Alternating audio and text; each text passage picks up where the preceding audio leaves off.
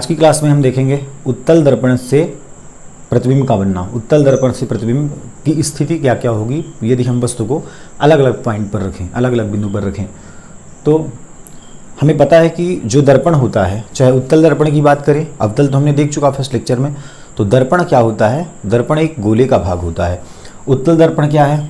उत्तल दर्पण जिसका तल उठा हुआ हो, ठीक है, ये इसका तल हमने उठा दिया, ठीक। अब जो किरणें होंगी वह उठे हुए तल की ओर आएंगी। किरणें कहाँ से आती हैं? हमेशा वस्तु की तरफ होता है। वस्तु हमेशा होता है दर्पण की बाईं ओर, चाहे उत्तल की बात करें चाहे अवतल की बात करें। तो अवतल दर्पण हमने देख चुका, वस्तु हमेशा होगी किधर? बाईं ओर, ठीक है। तो ये बना लिया हमने उत्तल दर्पण। और उत्तल दर्पण क्या होता है? गोले का भाग होता है, ठीक। दर्पण ये उत्तल हो गया। इसको यदि हम इसको ऐसे पूरा कवर करें तो हम देखें कि एक इस गोले का भाग है, ठीक। जहाँ पर क्या होगा? यहाँ पे उसकी होगी क्या? इसका होगा क्या? वक्रता केंद्र सी, ठीक है। ये क्या होगा? ध्रुव हो जाएगा दर्पण का P, और इन दोनों के बीच होता है क्या? फोकस F, ठीक है ना। तो इस तरह से हम देखते हैं कि उत्तल दर्पण एक गोले का भाग है जिसका वक्रता केंद्र और फोकस किधर है? इस P के अंदर की ओर है, ठीक है, क्योंकि केंद्र अब अंदर है। यहाँ पे हमने उत्तल की बात करी थी, अवतल की बात हमने की थी। ये हो गया उत्तल दर्पण। अवतल की बात हमने की थी, तो अवतल दर्पण में कैसा प्रतिबिंब बना था हमको? अवतल दर्पण में अवतल दर्पण बनाना है हमें, है ना। तो वस्तु किधर होगी? हमेशा वस्तु होगी बाएं ओर, ठीक है। वस्तु को हम इधर रखेंगे। अब दर्पण बनाना है हमें कौन सा? अवतल दर्पण, ठीक है। तो ऐसे बना दिया हमने, ठीक। ये हो गया अवतल दर्पण। इसमें ध्रुव यहाँ था और ये दर्पण इस गोले का भाग था इधर से ऐसे, ठीक है। तो इसका वक्रता केंद्र इधर और फोकस यहाँ पे था, ठीक है ना। ये था अवतल दर्पण जिसका तल दबा हुआ। यह है उत्तल दर्पण जिसका तल उठा हुआ, ठीक। अब बात करते हैं, इसके कुछ रूल्स हैं, है ना, इसके कुछ नियम हैं। उन नियमों को यदि हम जान लें, ठीक, उन नियमों को यदि हम जान लें तो अपन क्या कर सकते हैं? प्रतिबिंब की स्थिति बता सकते हैं। तो नियम नोट करें। पहला है नियम, फर्स्ट है क्या कि यदि कोई प्रकाश किरण मुख्य अक्ष के समांतर आपतित होती है, ये कोई प्रकाश किरण है, ठीक है। कैसे आपतित हुई? मुख्य अक्ष के समांतर। मुख्य अक्ष क्या है? ये, ठीक है, PC मुख्य अक्ष के समांतर आपतित हुई गई किरण।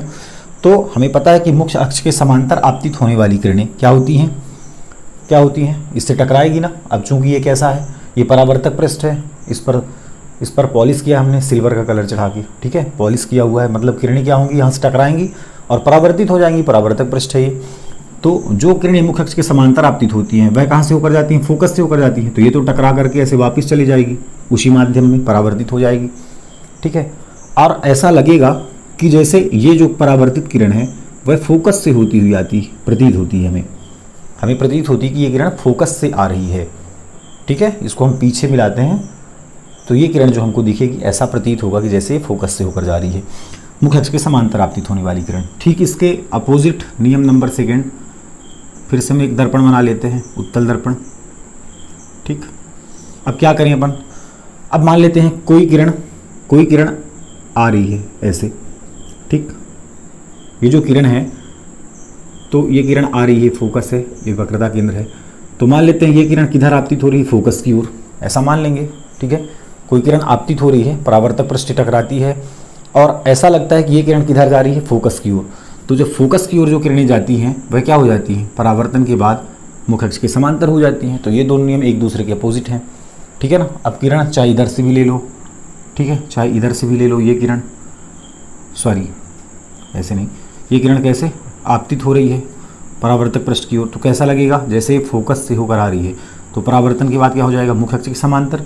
और यहाँ पे किरण मुख्य अक्ष के समांतर आपतित हो रही है, तो कैसा लगेगा? मुख्य अक्ष के समांतर आपतित हो रही है, तो ये परावर्तन के बाद कहाँ चली जाएगी?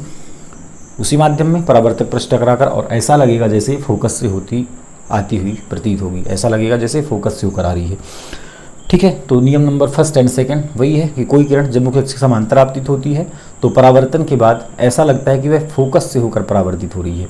परावर्तित जब होगी तो ऐसा लगेगा फोकस से होकर जा रही है वह किरण।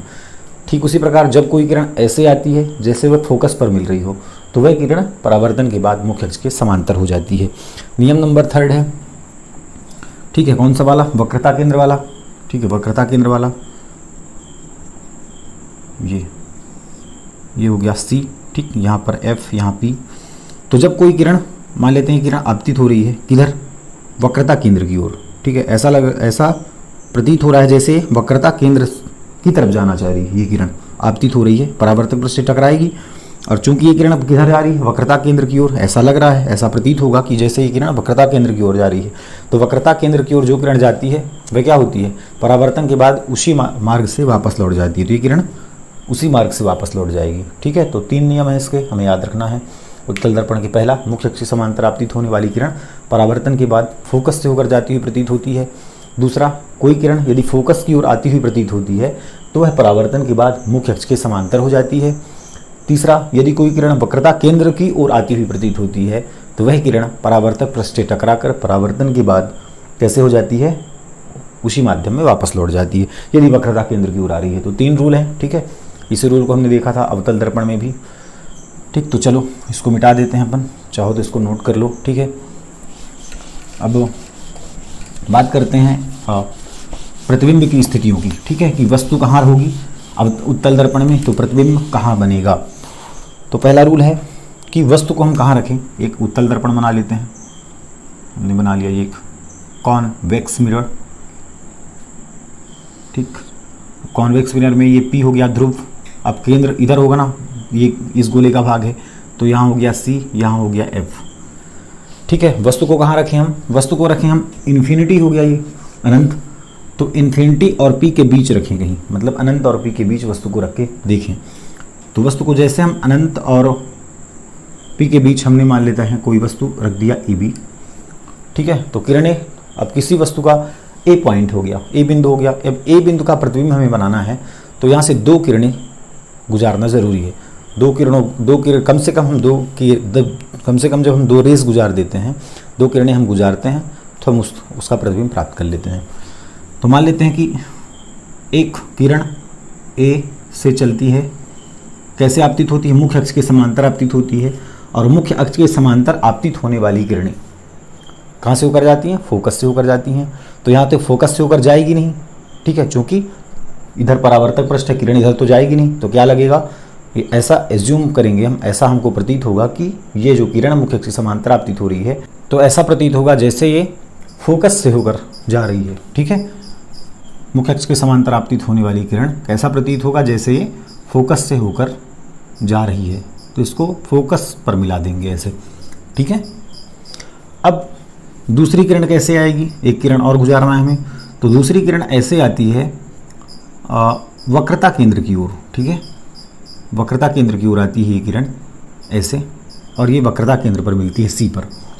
अब देखो ये किरण, ये जो 2 किरणें हैं, ठीक है ना, अब जो किरण वक्रता केंद्र की ओर आती है वह क्या होता है, परावर्तन के बाद उसी मार्ग में वापस लौट जाएगी। दोनों नियम हमने देख लिया कि जो किरण मुख्य अक्ष के समांतर आपतित होगी, फोकस से होकर जाती हुई प्रतीत होगी, जो किरण वक्रता केंद्र की ओर आती हुई प्रतीत होगी, वह किरण उसी माध्यम में उसी मार्ग से वापस लौट जाएगी, ठीक है।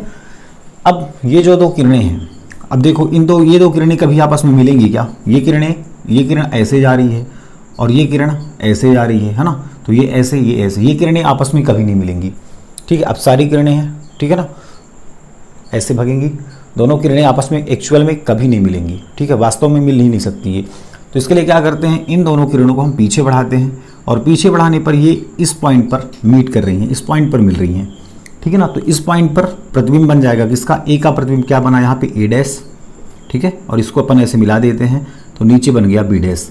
तो AB का हमें प्रतिबिंब बना कहाँ, दर्पण के पीछे, ठीक है, दर्पण के पीछे प्रतिबिंब बना AB का, कैसा बना, सीधा बना, ठीक है, और वस्तु से छोटा बना, ठीक है। तो इसके इमेज के हमें प्रतिबिंब के क्या क्या चीज़ मिले, इसके इमेज के, ठीक है, प्रतिबिंब के हमें क्या क्या चीज़ मिली, पहला इमेज कैसा बना, सीधा बना, ठीक है।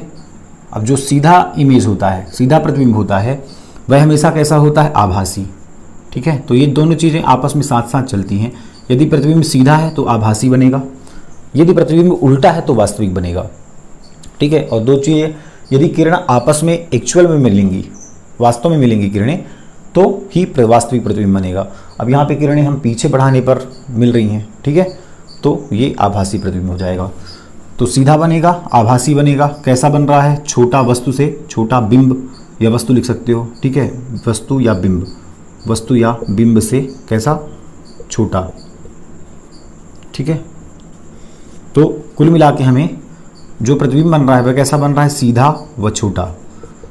ठीक है, तो ये एक ही चीज़ दे पाता है, ये जो कॉन्वेक्स मिरर है, ठीक है, उत्तल दर्पण है, वह केवल एक ही चीज़ देता है, प्रतिबिंब को सीधा बनाता है और छोटा बनाता है। ठीक है, अब सीधा प्रतिबिंब है तो आभासी होगा, ठीक है ना, सीधा प्रतिबिंब है तो वर्चुअल होगा, आभासी होगा। अब इसके अलावा जितने भी, ये केवल एक ही चीज़ दे पाएगा ना, सीधा और छोटा। इसके अलावा जो भी इमेज हमको मिलेगा वह कहाँ से मिलेगा, वह प्रतिबिंब हमेशा हमको अवतल दर्पण से मिलेगा। इसके अलावा जो भी है ना, सीधा बड़ा देगा हमें अवतल दर्पण। ठीक है, तो अवतल दर्पण में एक ही क्वालिटी नहीं है इसकी कि वह प्रतिबिंब को सीधा तो देता है लेकिन छोटा नहीं दे पाता, प्रतिबिंब को सीधा और बड़ा देता है ना।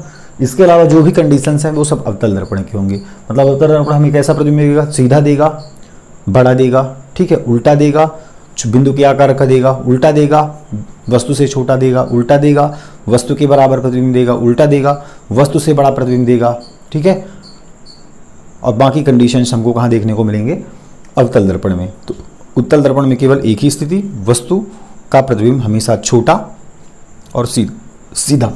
ठीक है, अब दूसरा कंडीशन, वस्तु को यदि हम अनंत पर रख दें, कहाँ पर, ठीक, ये वस्तु कहाँ थी, वस्तु थी P और अनंत के बीच, है ना, इन्फिनिटी व P के बीच, है ना, तो हमें प्रतिबिंब कहाँ देखने को मिला, देखो प्रतिबिंब कहाँ देखने को मिला, F और P के बीच, है ना, प्रतिबिंब कहाँ मिला, P व F के बीच, है ना, हमको क्या मिला, इमेज मिला, प्रतिबिंब मिला हमको कहाँ, P व F के बीच। ठीक, अब दूसरा कंडीशन हम रखें, वस्तु को कहाँ रखें हम, वस्तु को रखें हम इन्फिनिटी पर। ठीक है, वस्तु हमारी है इन्फिनिटी पर, तो चलो एक कॉन्वेक्स मिरर बना लेते हैं। ठीक है, अब वस्तु कहाँ है हमारी, अनंत पर है, तो अनंत से चलने वाली किरणें कैसे होती हैं, हमेशा मुख्य अक्ष के समांतर आपतित होती हैं। अनंत से चलने वाली किरणें, तो ये किरण मुख्य अक्ष के समांतर आपतित हुई। एक किरण और हम एज्यूम कर लेते हैं मुख्य अक्ष के समांतर आपतित हुई। अब समांतर आपतित होने वाली किरणें क्या होंगी, परावर्तक पृष्ठ टकराएंगी और ऐसे वापस चली जाएंगी, ऐसे वापस चली जाएंगी। लेकिन ये ऐसा प्रतीत होगा जैसे ये फोकस से होकर परावर्तित हो रही हैं, फोकस से होकर के आ रही हैं। ठीक है, फोकस से होकर आ रही हैं, तो यहाँ पे हो जाएगा हमारा फोकस, यहाँ C, यहाँ P। ठीक है, तो अब हमें प्रतिबिंब कहाँ बन रहा है, फिर से दर्पण के पीछे। ठीक है, फिर से कैसा बन रहा है, दर्पण के पीछे। प्रतिबिंब कैसा बन रहा है, बिल्कुल बिंदु के आकार का। कहाँ बन रहा है, फोकस पर। ठीक है, कहाँ बन रहा है, फोकस पर, फोकस F पर, दर्पण के पीछे प्रतिबिंब बन रहा है। प्रतिबिंब की स्थिति क्या है, सीधा और छोटा। प्रतिबिंब कैसा बनेगा, सीधा और बिंदु के आकार का और आभासी। तो ये कंडीशन हो जाएगी, सीधा बनेगा, आभासी बनेगा। ठीक है, अब इसमें क्या हो जाएगा, इस कंडीशन में हो जाएगा वस्तु बिंब से छोटा नहीं होगा, सॉरी वस्तु छोटा नहीं होगा, वस्तु हो जाएगा बिंदु के आकार का। ठीक है, और कहाँ बनेगी इमेज, फोकस पर, दर्पण के पीछे। ठीक है, दर्पण के पीछे फोकस पर बनेगी। तो दर्पण के पीछे जितने प्रतिबिंब बनते हैं, ठीक, दर्पण के पीछे प्रतिबिंब बनेगा तो आभासी ही होगा वो। ठीक है, क्योंकि हमने इस लाइन को आपस में मिलाते हैं। अब देखो ये किरण इधर जा रही, ये किरण इधर जा रही, कभी तो आपस में मीट करेंगी नहीं, कभी नहीं मिलेंगी आप एक्चुअल में। तो इसको हम पीछे बढ़ाते हैं और फोकस पर मिलती हुई प्रतीत होती है, इसलिए आभासी प्रतिबिंब है। आभासी प्रतिबिंब हमेशा कैसा बनता है, छोटा ही बनता है। आभासी प्रतिबिंब हमेशा इस दर्पण में, उत्तल दर्पण में छोटा ही बनेगा। ठीक है, अवतल दर्पण में हमने देखा था जब वस्तु को हम कहाँ रखे थे, P व F के बीच, F इधर था, F व P के बीच हमने रखा था, तो प्रतिबिंब हमको वस्तु से बड़ा बना था, आभासी, वो अवतल दर्पण की बात थी। ठीक है, तो इसके कुछ रूल्स और हमने प्रतिबिंब की स्थितियाँ देखी कि वस्तु यदि अनंत और P के बीच है तो प्रतिबिंब कहाँ बनेगा, F व P के बीच, वस्तु से छोटा, सीधा, आभासी। वस्तु यदि अनंत पर है, प्रतिबिंब कहाँ बनेगा, फोकस पर, दर्पण के पीछे, बिंदु के आकार का, आभासी। ठीक है, और सीधा। Okay, thank you. अब आगे क्लास में हम देखेंगे चिन्ह परिपाटी। ठीक है, चिन्ह परिपाटी हम देखेंगे, फिर वहाँ से आएगा दर्पण सूत्र और आवर्धन के लिए सूत्र, और उसके बाद कुछ न्यूमेरिकल्स हम सॉल्व करेंगे, उसके बाद देखेंगे अपवर्तन। ठीक, थैंक यू।